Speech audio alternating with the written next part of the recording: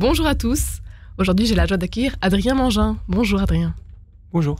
Merci d'être avec nous à la veille de votre ordination sacerdotale pour le diocèse de Paris. Ça va se passer le 24 juin prochain en l'église Saint-Sulpice. Vous serez ordonné prêtre par Monseigneur Ulrich, l'archevêque de Paris, aux côtés de 4 autres séminaristes. Dites-nous pour commencer peut-être, qu'est-ce que vous ressentez à la veille de ce grand événement, Adrien Mangin? Eh bien, il y a plusieurs choses, c'est mêlé. D'abord beaucoup de joie d'arriver après toutes ces années de séminaire à un point d'aboutissement. Aussi la joie d'une nouvelle partie de ma vie qui commence et qui sera partie la plus importante au service du Seigneur et de son Église. Aussi un soulagement, je dirais. Voilà, je parlais des années de séminaire, d'avoir réussi à avancer, à traverser ça et à fournir tous les efforts nécessaires pour pouvoir répondre à l'appel de Dieu. Et puis un petit peu de crainte aussi face à ce don gigantesque du sacerdoce qui nous est fait. Nous ne sommes pas dignes, mais voilà, et puis de ce qui sera derrière notre vie, au service de Dieu et des hommes qu'on va rencontrer. Elles sont longues, ces années de préparation. Vous entrez au séminaire en 2016. Aujourd'hui, vous avez 29 ans. Oui. Qu'est-ce que vous en gardez de cette formation, de ces années de préparation? D'abord, je garde les rencontres, soit avec les autres, dans le cadre du séminaire, les amitiés qui se sont nouées, peut-être aussi parfois les conflits qu'il y a pu y avoir et comment on a réussi à les traverser, à les résoudre. Aussi avec les paroissiens, dans les différentes paroisses où je suis passé, dans les différents lieux de service. Voilà. Ensuite, je retiendrai quand même l'effort que ça coûte, que ça demande en particulier les études, voilà, parce qu'il y a quand même des études, c'est pas le point majeur de discernement, mais quand même ça prend beaucoup de place dans notre emploi du temps. Et voilà.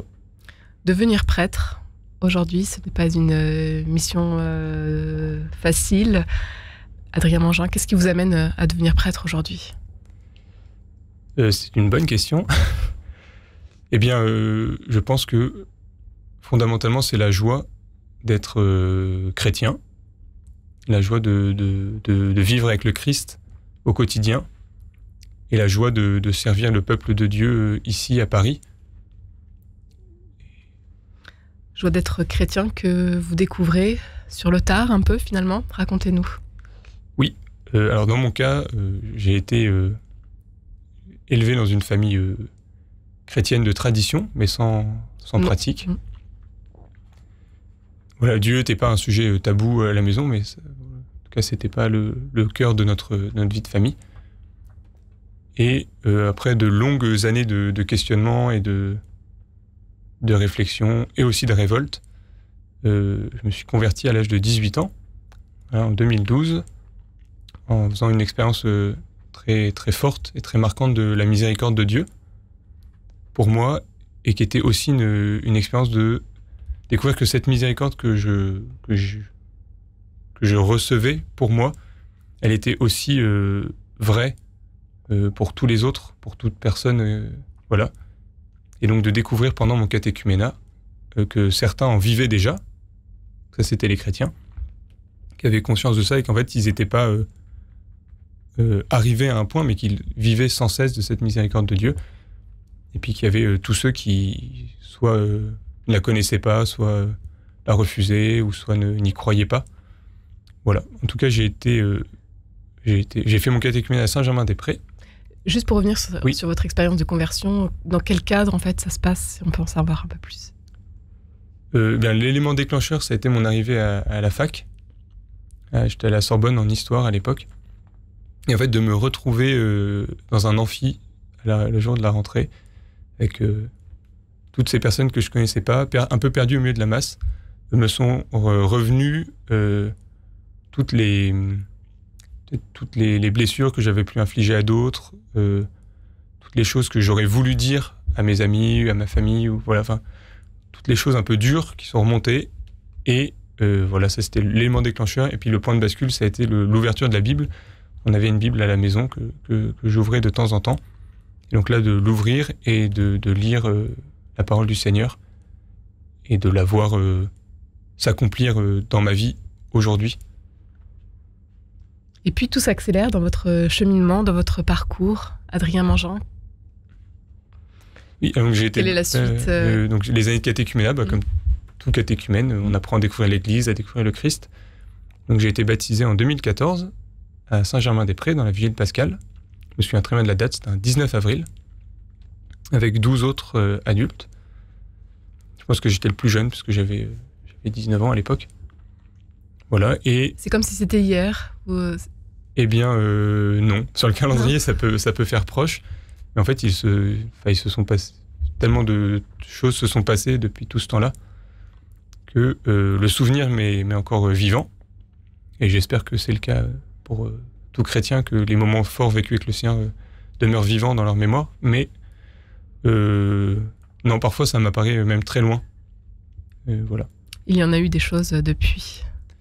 Oui. 2014, donc, vous vous faites baptiser lors de la Vigile Pascale. Et 2 ans plus tard, vous entrez déjà au séminaire. Oui, c'est exactement ça. Ça va vite. Ça va vite. Et peut-être pour aggraver le cas, c'est que, comme je parlais tout à l'heure du fait de cette rencontre de la miséricorde, que pour moi, et de me dire qu'elle était aussi vraie pour toutes les autres personnes, eh bien, j'avais aussi senti ce désir de tout donner pour ça. Il y a la phrase de Charles de Foucault, que je cite pas au mot près, mais qui dit, en gros, dès que j'ai découvert qu'il y avait un Dieu, j'ai su que je ne pouvais pas faire autrement que de lui consacrer ma vie. Alors, je connaissais pas cette phrase à l'époque, mais c'est avec le temps où, en la découvrant, ça m'a permis de mettre des mots sur ce que j'avais ressenti. Et donc, effectivement, en tout cas, le désir de donner ma vie à Dieu était quasiment concomitant à ma rencontre avec le Seigneur. Et donc, même si le catéchuménat était plus important, parce que le fait d'être chrétien, c'est ce qui compte seulement. Mais en tout cas, le discernement de la vocation avait un petit peu commencé aussi en parallèle, voilà, avec aussi beaucoup de délicatesse et de prudence de la part de l'Église. Qu'est-ce qui vous a aidé peut-être justement dans votre discernement ? Eh bien, ça a été d'abord la place des sacrements. Voilà, d'abord en vivre et d'aller à la messe tous les dimanches, si possible en semaine, de se confesser régulièrement. Et donc de vivre des sacrements m'a permis de découvrir le vivier de grâce qu'il y avait là-dedans, que c'est même pas là-dedans, enfin dans ces dons que Dieu nous fait. Et justement, au fur et à mesure, à force d'en vivre, de découvrir en fait aussi que je pouvais en devenir serviteur, mais dans la mesure où je continuerai à en vivre. C'est-à-dire qu'en devenir, pour être un bon prêtre, en fait, il faut prier à la messe et il faut se confesser souvent. Est-ce qu'il y a une figure d'un saint qui vous accompagne dans votre mission quotidienne aujourd'hui ? Il y en a plusieurs. La première étant d'origine normande, je suis obligé de parler de la petite Thérèse. Voilà, parce que j'ai aussi un souvenir très précis de sa statue dans l'église du village en Normandie où on passait souvent quand on était petit avec ma sœur et mes grands-parents. Et pour sa confiance en la miséricorde, ce que je dirais de Sainte Thérèse.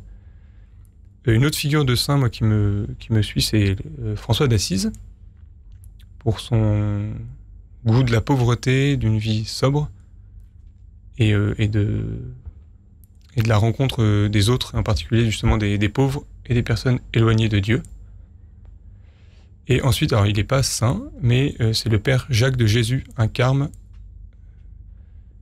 qui est décédé dans les camps pendant la Seconde Guerre mondiale, qui était d'abord prêtre diocésain et puis après qui est entré au Carmel et qui a consacré toute son œuvre à l'éducation des jeunes et puis après dans les camps au service des autres.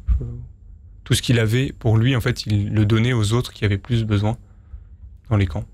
Voilà, donc une figure de dévouement aussi très, très marquante. Adrien Mangin, vous avez eu différentes missions au sein de Saint-Séverin, Saint-Jean-Baptiste de Belleville, Saint-Germain de Charonne, aujourd'hui dans le 20e, l'hôpital Bichat aussi, oui. Ce service auprès des malades. Votre ordination, donc le 24 juin prochain, Qu'est-ce qu'ils en pensent, peut-être votre entourage, votre famille, votre sœur? Comment est-ce qu'elle est accueillie? Bien, ça c'est le premier point. Alors je suis pas d'une famille où on parle beaucoup de ces choses-là, mais en tout cas je le sais, et il y a eu des paroles quand même, et je le vois que ma famille est heureuse, tout simplement parce qu'ils me voient heureux, et qu'ils voient aussi l'Église dans ce qu'elle a de beau et de riche, et donc en participant à toutes les étapes importantes qui ont marqué la vie du séminaire, ils ont pu accueillir cette nouvelle aussi plus paisiblement. Dans mes amis, au début, ça a été un peu plus compliqué. Voilà, parce que disons que c'était pas trop... Comprenaient pas, et c'était pas trop notre ambiance, voilà.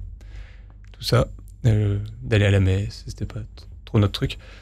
Et en fait, avec le temps, ils ont appris à découvrir aussi l'Église, et à découvrir que ma vie changeait, mais que au fond, je ne changeais pas.